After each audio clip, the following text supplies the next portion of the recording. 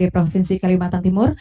Dan Bapak Ibu, selanjutnya kita akan dengarkan penyampaian RKPD Provinsi Kalimantan Timur tahun 2021 oleh Pelaksana Tugas Kepala Badan Perencanaan Pembangunan Daerah Provinsi Kalimantan Timur dengan waktu selama kurang lebih 15 menit. Kami silakan kepada Bapak Dr. Andes Haji Iman Hidayat, MSI.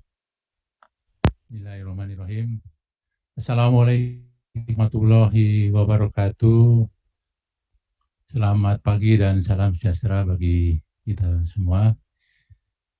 Izin Bapak Gubernur, izin Pak Sekda. Yang kami hormati Menteri Dalam Negeri Republik Indonesia, dalam hal ini diwakili oleh Inspektur Jenderal Depdagri.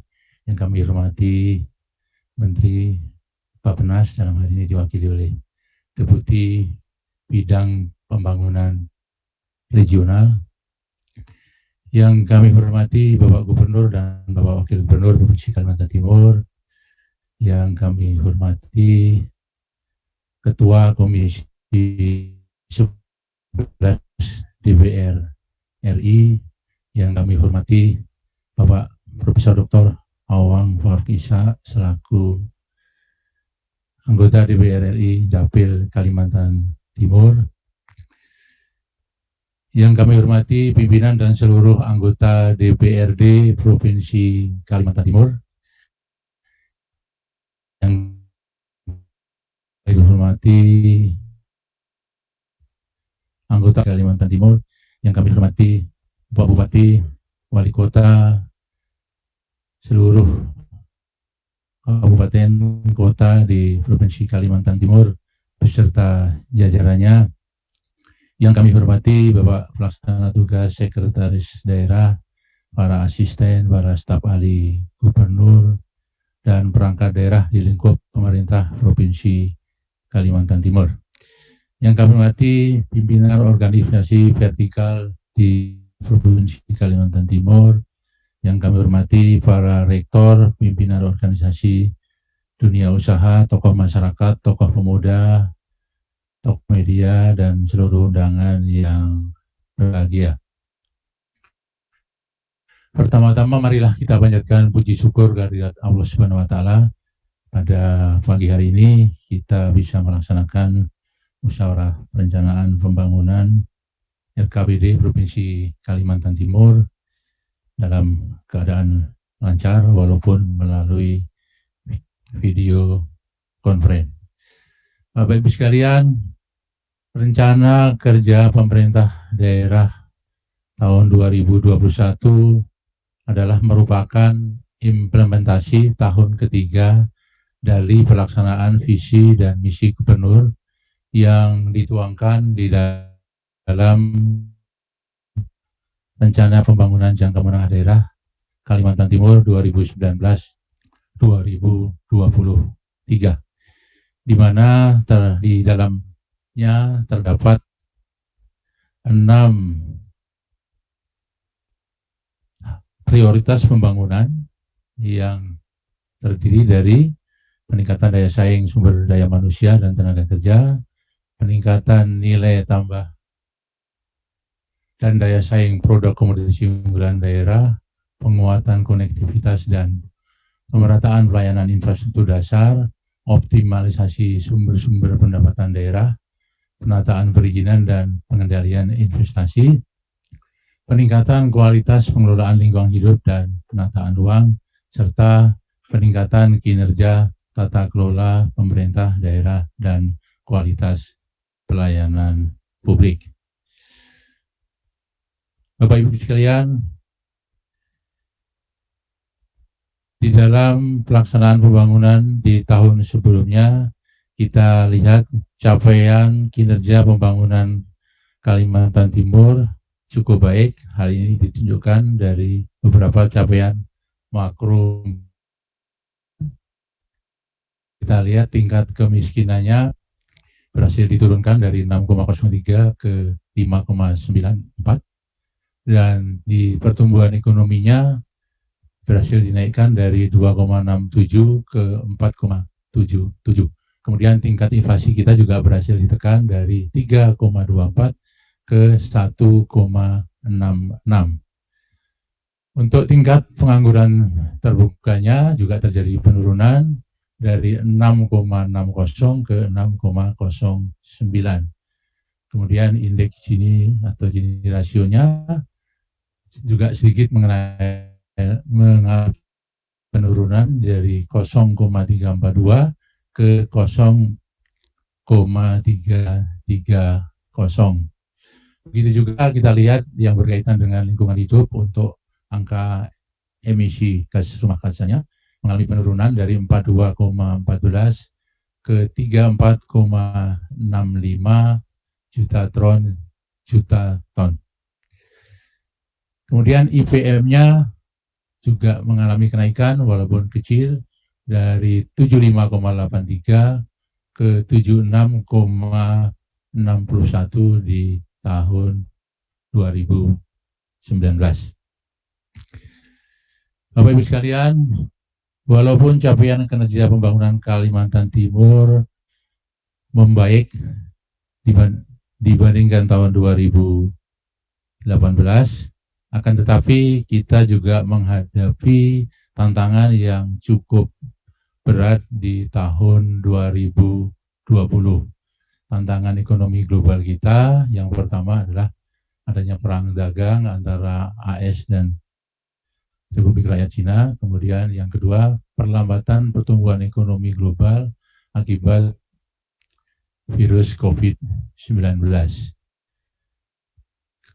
Kemudian di sini ada sedikit penjelasan bahwa peran Tiongkok cukup besar dalam peta ekspor Kaltim dari 28% total non-migas diperkirakan akan menahan prospek pertumbuhan ekonomi Kaltim dalam jangka menengah. Komoditas yang terpengaruh untuk Kalimantan Timur pertama adalah migas, batu bara, dan kelapa sawit. Baik, Bapak Ibu sekalian,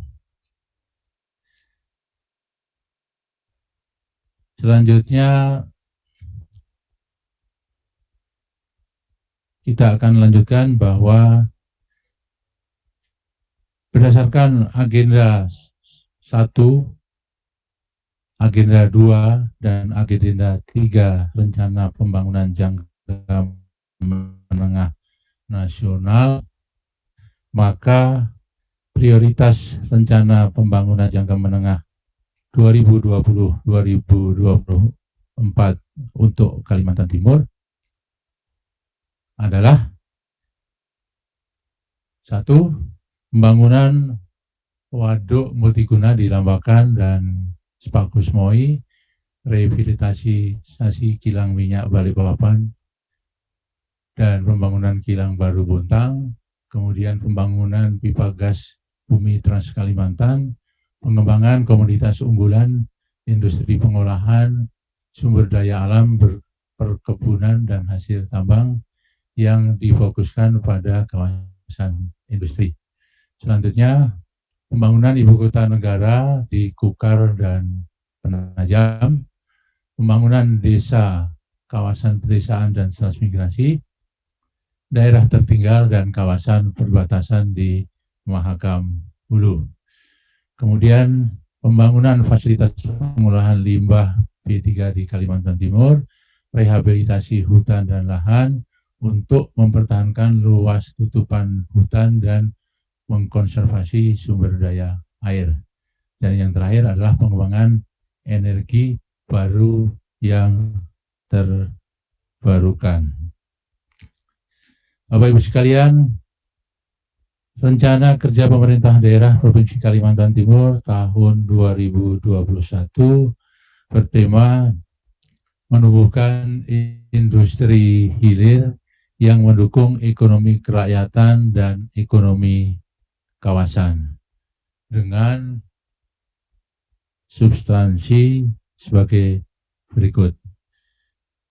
Strategi pertama adalah pemulihan ekonomi pasca COVID-19 dengan mendorong percepatan investasi pada 2 kawasan industri dan mendorong pertumbuhan industri pengolahan hasil pertanian dalam kurung industri padat karya.